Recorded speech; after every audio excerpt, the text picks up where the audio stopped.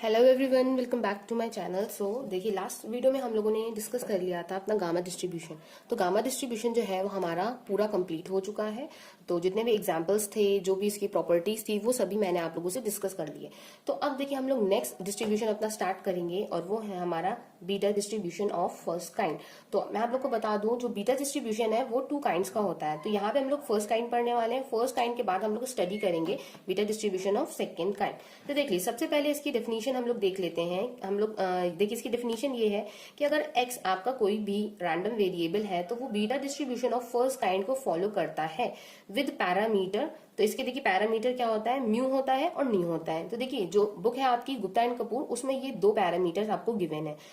अब हो सकता है कि आपके एग्जाम में जो है वो पैरामीटर्स आपके आ जाएं ए और बी के फॉर्म में या फिर अल्फा और बीटा के फॉर्म में। तो आपको घबराना नहीं है, बस आपको इतना ध्यान में रख के चलना है कि आपके 2 पैरामीटर्स होते हैं, तो उनका नोटेशन कुछ भी हो सकता है। तो एक्स अगर आपका बीटा डिस्ट्रीब्यूशन को फॉलो करता है तो देखिए, उसका जो नोटेशन या रिप्रेजेंटेशन आप कह सकते हो वो हम लोग ये लिख सकते हैं कि x follows beta 1 with parameters mu and new. अभी के लिए देखिए, आपकी बुक में म्यू और न्यू गिवन है, तो हम लोग म्यू और न्यू ही मान के चलते हैं। बट अगर एग्जाम में ए बी या अल्फा बीटा आ जाता है तो उस अकॉर्डिंग आप लोग इसको चेंज कर दोगे। तो यहां से देखिए, ये जो इसके पैरामीटर्स होते हैं इनकी वैल्यू ग्रेटर देन 0 होती है। मतलब mu is greater than 0, new is greater than 0। अगर ए बी है तो ये दोनों ही ग्रेटर देन 0 होंगे, या अल्फा बीटा है तो उनके लिए भी वही चीज फॉलो होगी। तो इसका जो पीडीएफ है, तो इसका पीडीएफ मैं यहाँ पे लिख दे रही हूँ। इसका जो पीडीएफ होता है वो हो जाएगा fx is equal to 1 upon beta mu nu, then x to the power mu minus 1 minus x to the power new minus 1। इसकी जो रेंज होती है वो आपकी होती है 0 से 1। x आपका जो है वो लाई करता है 0 से 1 के बीच में। तो और अगर इसके अलावा x कोई भी वैल्यू लेता है उसको हम लोग लिखते हैं अदरवाइज। मतलब कि अगर x की वैल्यू 0 से 1 के बीच में लाई कर रही है तो fx की वैल्यू ये हो जाएगी। बट अगर x कोई भी अदर वैल्यू लेता है, वहां पे देखिए fx की वैल्यू जो है वो 0 हो जाएगी। अब यहाँ पे देखिए, हम लोग आगे कुछ देखिए रिमार्क्स हैं वो डिस्कस कर लेते हैं। तो पहला जो रिमार्क है वो हम ये कह सकते हैं कि इसका जो क्यूमुलेटिव डिस्ट्रीब्यूशन फंक्शन होता है, मतलब इसका जो CDF है। तो देखिए, CDF को हम लोग फाइंड करते हैं कैसे। CDF को सबसे पहले तो हम लोग रिप्रेजेंट करते हैं कैपिटल FX से। इसकी जो फॉर्मूला होता है वो होता है probability x is less than equal to small x। इसका मतलब हम लोग कुछ इस तरह से इसको फाइंड करते हैं, इंटीग्रल 0 से x। बिकॉज यहाँ पे आप लोग देख रहे हैं x की जो अपर लिमिट है वो x गिवन है, और हमें पता है कि बीटा की जो रेंज होती है लोअर लिमिट उसकी क्या होती है, 0 होती है। इसलिए हमने 0 से x रखा, fx एंड dx रखा। अगर आप लोगों के पास बुक हो तो आप लोग बुक में देख सकते हो कि जो कैपिटल fx है वो बहुत भयानक सा टर्म लिख रखा है, बट वो बिल्कुल भी भयानक नहीं है, वो आपको जिस लग रहा है। तो उसको देखिए सिंपल बस इसी फॉर्म में करके लिख दिया गया। तो यहाँ पे देखिए, इन लोगों ने लिख दिया है 0 से x 1 upon beta mu nu, then u to the power. अब देखिए, यहाँ पे आप लोग अगर बुक में देखोगे तो u है। अगर आप लोग को u नहीं लेना है तो आप लोग u ना लेके डायरेक्ट x से ही कर सकते हो। x टू द पावर क्या हो जाएगी, म्यू माइनस 1, जो कि देखिए यहाँ पे लिखा है। Then 1 minus x to the power क्या हो जाएगी, न्यू माइनस 1। बिकॉज हम लोग यहाँ पे fx रख रहे हैं तो हम लोगों ने यहाँ पे fx की वैल्यू रख दी एंड du। तो देखिए, यहाँ पे आपको सिंपली ये बस इसी तरह से यहाँ पे लिखा हुआ है। अब अगर मैं बुक के अकॉर्डिंग बताऊं तो बुक में भी देखिए, यहाँ पे देखिए ये जो वैल्यू है CDF की, ये किस रेंज में होगी। जब x हमारा जो है वो 0 से 1 के बीच में लाई करेगा, तब उस रेंज में कैपिटल FX मतलब कि जो CDF है उसकी वैल्यू ये होगी। तो और भी मैंने आपसे डिस्कस किया था कि अब देखिए, अगर ये x से कम वैल्यू लेता है, मतलब ये x जो है 0 से कम वैल्यू ले ले, मतलब कि x इज लेस देन 0 की अगर मैं बात करूं। अभी तो देखिए, मैं यहाँ पे PDF की वैल्यू लिखती हूँ, इधर मैं रेंज लिख देती हूँ। तो इधर यहाँ पे CDF है और यहाँ पे मैं इसकी रेंज लिख दे रही हूँ। अब मान लीजिए जो x है बाकी लेस देन 0 ले रहा है। अभी तो ये 0 से 1 के बीच में था। अब अगर 0 से कम वैल्यू ले रहा है, तो 0 से अगर कम ले रहा है तो उसकी वैल्यू क्या हो जाएगी, 0 हो जाएगी CDF की। बट अगर वहीं x ने ग्रेटर देन 1 ले ली, मतलब 1 से अगर आगे की वैल्यू ले रहा है, तो आगे की वैल्यू अगर ले रहा है तो वहां पे CDF की जो वैल्यू होती है वो 1 हो जाती है। तो ये केस आप लोगों को ध्यान में रखना है कि जो PDF होता है, PDF में अदरवाइज मतलब इसके अलावा कोई अगर वैल्यू दूसरी ले रहा है तो उस केस में वहां पे वैल्यू हमेशा fx की 0 आती है। बट यहाँ पे हम बात कर रहे हैं CDF की, दैट मीन्स कैपिटल FX। तो कैपिटल FX में अगर लोअर लिमिट से कम वैल्यू ले रहा है तो उसकी वैल्यू हमेशा 0 आनी है। बट अगर अपर लिमिट से ज्यादा मतलब x की वैल्यू ग्रेटर देन हो रही है अपर लिमिट से भी, तो उस जगह पे जो कैपिटल fx है उसकी वैल्यू हमेशा क्या आ जाती है, 1 आ जाती है। तो ये हो गया फर्स्ट रिमार्क आपका। अब देखिए सेकंड रिमार्क की अगर मैं बात करूं तो ये मोस्ट इंपॉर्टेंट रिमार्क है, ये आपसे एग्जाम में भी इस तरह का क्वेश्चन बन सकता है आईएसएस के पैटर्न पे। तो यहाँ पे ये देखिए जो आपका ये होता है बीटा डिस्ट्रीब्यूशन, तो बीटा डिस्ट्रीब्यूशन आपका जो है वो फॉलो करने लगता है यूनिफॉर्म डिस्ट्रीब्यूशन। अब कब फॉलो करता है यूनिफॉर्म डिस्ट्रीब्यूशन, तो उसका केस ये है कि जब आपकी जो पैरामीटर है म्यू एंड न्यू, इन दोनों की ही वैल्यू जो है वो आपकी 1 हो जाए। तो मैं आपको यहाँ पे लिख के दिखा दे रही हूँ। अब देखिए कैसे, अब कैसे का तो आंसर आपको यहाँ से मिलेगा fx इज इक्वल टू, अब fx में अगर आप लोग वैल्यू सब्सटीट्यूट कर दो 1 अपॉन बीटा 1,1, बिकॉज म्यू और न्यू की वैल्यू हमने 1 ले रखी है। देन यहाँ पे भी अगर देखिए मैं 1 सब्सटीट्यूट करूंगी म्यू की वैल्यू तो x की पावर 0 जिसकी वैल्यू हो जाएगी 1, यहाँ पे भी 1 रखूंगी तो इसकी पावर 0, इसका मतलब इसकी वैल्यू हो जाएगी 1। इसका मतलब सिंपल हमारे पास बचता है ये बीटा 1,1।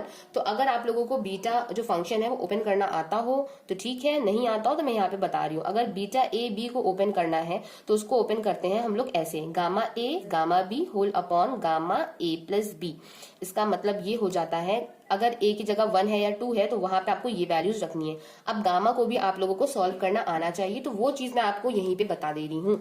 तो अगर देखिए मान लीजिए आपको गामा 2 को सॉल्व करना है तो गामा 2 को आप लोग लिख सकते हो यहाँ पे 1, या फिर आप लोग लिख सकते हो 2 माइनस 1 फैक्टोरियल। अगर मैं आपको n के फॉर्म में बताऊं, अगर गामा n है तो आप लोग लिख सकते हो n माइनस 1 फैक्टोरियल। अब देखिए फैक्टोरियल वाली वैल्यू तो आप लोगों को सॉल्व करनी आती ही होगी। अगर मैं बात करूं गामा 6 की वैल्यू क्या है, तो आप लोग लोगे यहाँ पे 6 minus 1 factorial, that means 5 factorial. 5 factorial की वैल्यू जो है आप लोग निकाल सकते हो इजिली, 5 इंटू 4 इंटू 3 इंटू 2। अब सिमिलरली मैं आपको एक मेथड और बताती हूँ। देखिए गामा एन है, गामा एन को अगर आपको सॉल्व करना है तो आप लोग इसको क्या लिख सकते हो, आप लोग इसको लिख सकते हो यहाँ पे गामा माइनस एन प्लस 1। तो जो प्लस के फॉर्म में होता है तो वो हम लोग मतलब इस फॉर्म में होना चाहिए, मतलब ये जो भी क्वांटिटी है एन की या एक्स की उसमें एक प्लस 1 होना चाहिए। तो एक अगर प्लस 1 है तो आप लोग इसको यहाँ पे लिख लोगे n minus 1 gamma n minus 1 इस तरह से। तो अगर आप लोगों को ये समझ में आया तो बहुत अच्छी बात है, नहीं आया तो मैं एक नंबर लेके आपको बता रही हूँ। अब देखिए गामा 6 है तो गामा 6 को हम लोग क्या लिख सकते हैं 5 प्लस 1, देखिए 1 प्लस में आ गया। तो इसको हम लोग कैसे सॉल्व करेंगे, इसको हम लोग सॉल्व कर लेंगे 5 गामा 5। अगर आप लोग यहाँ से कंपेयर करो तो देखिए ये वही फॉर्म आ गया। अब गामा 5 को सॉल्व करना है तो आप लोग क्या लिखोगे 4 प्लस 1, इसका मतलब 5 तो ये रहेगा, इसको हम लोग क्या लिख सकते हैं 4 गामा 4। अब इसी तरह से ये हमारा क्या हो जाएगा 5 इंटू 4, अब 4 को क्या लिख देंगे हम लोग 3 प्लस 1, इसका मतलब ये हमारा क्या हो जाएगा 5 इंटू 4 इंटू 3 गामा 3। अब इसी तरह से आप लोग आगे सॉल्व करते जाओगे और आप लोग का जो आंसर है वो आ जाएगा। बट मुझे जो है अगर मैं अपना पर्सनल आपको बताऊं फेवरेट कौन सा है, तो मेरा पर्सनल फेवरेट ही फैक्टोरियल वाला है और मैं हमेशा इसी को यूज करती हूँ। सो आगे देखिए, तो यहां से अगर हम लोग इसको सॉल्व करेंगे तो देखिए ये वैल्यू आपकी आ जाएगी। देखिए ऊपर न्यूमरेटर में 1 है, ये हो जाएगा आपका gamma 1 then gamma 1 plus 1, gamma 1 plus 1 इसका मतलब ये हो जाएगा गामा 2। तो इसका मतलब जब मैं गामा 2 को ऊपर ले जाऊंगी तो मैं इसको लिख दूंगी 1 फैक्टोरियल, और गामा 1 की वैल्यू आपकी होती है, अगर मैं इसको फैक्टोरियल की फॉर्म में लिखूं तो 0 फैक्टोरियल और 0 फैक्टोरियल की वैल्यू 1 होती है एंड 1 फैक्टोरियल की भी वैल्यू 1 ही होती है। तो इसका मतलब इसकी वैल्यू 1 आ गई। तो fx इज इक्वल टू आया 1।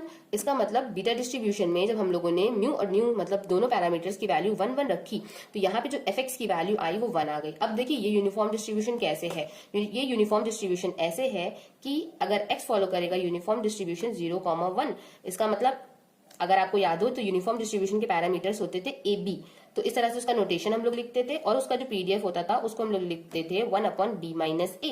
तो जब हम लोग यहाँ से 1 अपॉन बी माइनस ए करेंगे वो हो जाएगा 1 अपॉन 1 माइनस 0, इसका मतलब सिंपल आ जाएगा 1। तो इस वजह से यहाँ पे हम लोग कह सकते हैं कि अगर बीटा डिस्ट्रीब्यूशन में जो उसके दोनों पैरामीटर्स हैं उनकी वैल्यू अगर हम लोग 1 और 1 ले लेते हैं तो जो हमारा जो beta distribution of first kind होता है वो हमारा यूनिफॉर्म डिस्ट्रीब्यूशन में कन्वर्ट हो जाता है। अब ये जो है ये कौन सा यूनिफॉर्म डिस्ट्रीब्यूशन फॉलो करेगा, फॉलोज यूनिफॉर्म 0,1, ये चीज हम लोग यहाँ से कह सकते हैं। तो आई होप कि ये चीज आप लोगों को क्लियर होगी। नाउ अब एक और रिमार्क है जो कि लास्ट रिमार्क है, वो मैं आप लोगों को बता देती हूँ और वो आप लोगों को एग्जाम के पॉइंट ऑफ व्यू से डायरेक्टली लर्न करना है। सो ये देखिए यहाँ पे देखिए अगर x जो है आपका कोई भी रैंडम वेरिएबल है जो कि beta distribution of first kind को फॉलो करता है with parameter mu and nu, then यहाँ पे जो आपका 1 माइनस एक्स का डिस्ट्रीब्यूशन होगा वो आपका फॉलो करेगा बीटा 1 को, बट यहाँ पे इसके जो पैरामीटर्स हैं वो आपके क्या हो जाएंगे, एक्सचेंज हो जाएंगे, मतलब न्यू पहले आ जाएगा और म्यू बाद में आ जाएगा। अगर मैं सिंपल लैंग्वेज में बोलूं किसी भी नंबर को लेके, तो अगर x आपका बीटा 1 डिस्ट्रीब्यूशन को फॉलो करता है विद पैरामीटर 3,2, तो आपका जो 1 माइनस एक्स का डिस्ट्रीब्यूशन होगा वो भी आपका बीटा 1 को ही फॉलो करेगा विद पैरामीटर 2,3, मतलब कि ये जो बस पैरामीटर्स थे ये आपके चेंज हो गए हैं, बिकॉज x यहाँ से बीटा 1 को फॉलो कर रहा है तो 1 माइनस एक्स आपका इसको फॉलो करने लगेगा। अब देखिए ये कैसे फॉलो करेगा, बुक में तो आप लोगों को डायरेक्ट ये चीज गिवन है, अब कैसे करेगा ये भी चीज आप लोगों को जाननी बहुत जरूरी है। तो देखिए हम लोग सबसे पहले सपोज कर लेंगे कि 1 माइनस एक्स जो है उसको हम लोगों ने माना कि ये कोई भी न्यू वेरिएबल y है, तो यहाँ पे हम लोगों ने इसको लिख लिया।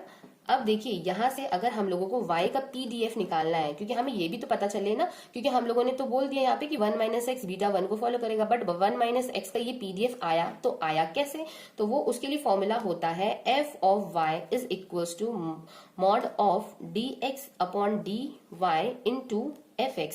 यहाँ पे देखिए हम लोगों को सबसे पहले तो ये आपको फॉर्मूला लर्न कर लेना है, बट ये जो है यहाँ पे हमें यहाँ पे डिफरेंशिएट करना है x का विद रिस्पेक्ट टू y, या फिर आप y का डिफरेंशिएट कर लो विद रिस्पेक्ट टू x। तो मैं डिफरेंशिएशन आपको यहाँ पे बता दे रही हूँ।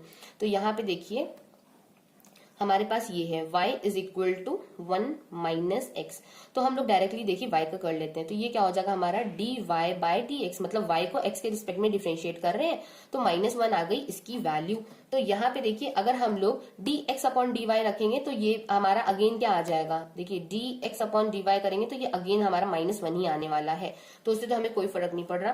तो यहाँ पे इसकी वैल्यू जब हम सब्स्टिट्यूट करेंगे ये हो जाएगी -1। अब देखिए ये fx रखना है, fx का मतलब है कि x का जो पीडीएफ है वो सब्स्टिट्यूट करना है, और x हमारा फॉलो कर रहा है बीटा 1 डिस्ट्रीब्यूशन को, और बीटा 1 का जो पीडीएफ है वो ये है, तो यहाँ पे हम लोगों को ये पीडीएफ यहाँ पे सब्स्टिट्यूट करना है। बट एक बात आपको ध्यान में रखनी है कि यहाँ पे हम लोग फाइंड कर रहे हैं y का पीडीएफ, इसका मतलब कि ये जो x वाले टर्म्स है ये आपके y में होने चाहिए, तो यहाँ से x की वैल्यू y के टर्म्स में हम लोग निकाल के रख सकते हैं। इसका मतलब यहाँ पे ये जो x है उसको हम लोग को y के फॉर्म में बनाना है, तो इसका मतलब यहाँ से अगर x की वैल्यू हम लोग निकालें, बिकॉज हम लोग इसी का ही डिस्ट्रीब्यूशन निकाल रहे हैं, तो यहाँ से अगर हम लोग x की वैल्यू निकालेंगे वो आ जाएगी 1 माइनस वाई। इसका मतलब यहाँ पे अभी मैं सिंपली आपको ये सब्स्टिट्यूट करके दिखा रही हूँ, तो ये देखिए यहाँ पे ये हो जाएगा बीटा म्यू न्यू x की power mu minus 1 minus x की पावर न्यू माइनस 1। बट यहाँ से ये ध्यान में रखना है कि हम लोग डिस्ट्रीब्यूशन निकाल रहे हैं y का जो देखिए x का डिस्ट्रीब्यूशन था तो सारे ही टर्म्स x के फॉर्म में थे, y का डिस्ट्रीब्यूशन है तो सारे ही टर्म y के फॉर्म में होना चाहिए। इसका मतलब हमें यहाँ पे x की वैल्यू y के टर्म्स में सब्स्टिट्यूट करनी पड़ेगी, तो x की वैल्यू y के टर्म्स में हमने इस वाली इक्वेशन से निकाल ली। इसका मतलब अब हम यहाँ पे वैल्यू सब्स्टिट्यूट करनी है। अब देखिए मॉड ऑफ -1 वो आपका हो जाएगा पॉजिटिव का 1, मतलब प्लस का 1 हो जाएगा, मॉड जो है नेगेटिव वैल्यूज को पॉजिटिव में कन्वर्ट कर देता है, तो यहाँ आ जाएगा प्लस का 1, तो प्लस का 1 यहाँ पे लिखने की जरूरत बिल्कुल नहीं है, तो यहाँ पे हम लोगों ने लिख दिया बीटा म्यू न्यू। अब यहाँ पे x की वैल्यू हमें क्या रखनी है 1 माइनस वाई की पावर म्यू माइनस 1। अब यहाँ पे अगेन x की वैल्यू हम लोग क्या रखेंगे 1 माइनस वाई, तो 1 माइनस वाई रखेंगे तो ये सिंपली यहाँ पे y बचेगा और ये हो जाएगा म्यू माइनस 1।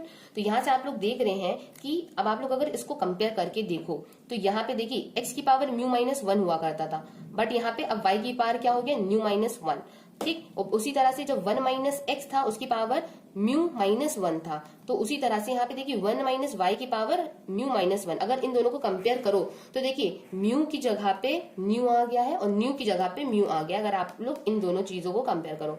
अब यहाँ पे भी आप लोग एक चीज ये समझ लीजिए कि अगर हम जैसे कि मैंने बोला था कि ये बीटा इसके जो पैरामीटर्स होते हैं वो एक्सचेंज हो जाते हैं। अब देखिए यहाँ पे तो मैंने वही लिख रखा है, तो एक चीज आपको और ध्यान में रखनी है कि जो बीटा ये जो फंक्शन होता है ये सिमेट्रिक होता है। अगर मैं आपसे बोलूं बीटा म्यू न्यू तो इसकी वैल्यू जो है वो बीटा न्यू और म्यू के बराबर ही आएगी, तो ये चीज आप लोगों को ध्यान में रखनी है। तो अभी मैं आपको इसका भी सोल्यूशन करके दिखाऊंगी। तो अगेन मैं यहाँ पे देखिए क्या सब्स्टिट्यूट कर दूंगी बीटा न्यू म्यू, और ये हो जाएगा y की power nu minus 1 and 1 minus y to the power mu minus 1। तो देखिए ये आपका बीटा डिस्ट्रीब्यूशन को ही फॉलो कर रहा है, और बट यहाँ पे जस्ट पैरामीटर्स इसके क्या हो गए हैं चेंज हो गए। अब आप लोग इसको और इसको कंपेयर करके देख सकते हो। अब जो मैंने ये बताया आपको कि बीटा जो म्यू एंड न्यू है ये सिमेट्रिक कैसे है, तो ये चीज मैं आप लोगों को इस पेज पे बता देती हूँ।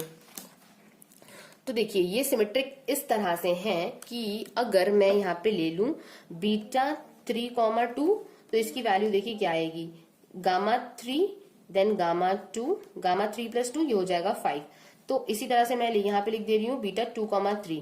तो ये देखिए बीटा ये हो जाएगा गामा 2, गामा 3 देन गामा 5। अब यहाँ पे आप लोग देख सकते हैं कोई डिफरेंस नहीं है, जस्ट 3 यहाँ पे आपका आगे था, 3 यहाँ पे पीछे हो गया, डिनोमिनेटर भी सेम है। अब आप लोग इसको जब इजिली सॉल्व करोगे फैक्टोरियल के फॉर्म में लाके, तो इन दोनों की ही वैल्यूज जो है वो सेम आने वाली है। तो देखिए ये 3 इंपॉर्टेंट रिमार्क्स थे जो कि आप लोगों को पता होने चाहिए अगर आप लोग IAS का एग्जाम दे रहे हैं, और जो ग्रेजुएशन लेवल पे है उन लोगों को भी पता होने चाहिए। एग्जाम में उनसे भी इसका जो पूरा प्रूफ है ये सब पूछा जा सकता है। सो आई होप कि आज का वीडियो आप लोगों को समझ में आया हो, और अगर समझ में आया होगा तो मुझे कमेंट बॉक्स में कमेंट करके जरूर बताइएगा। Thank you for watching my video. Have a nice day.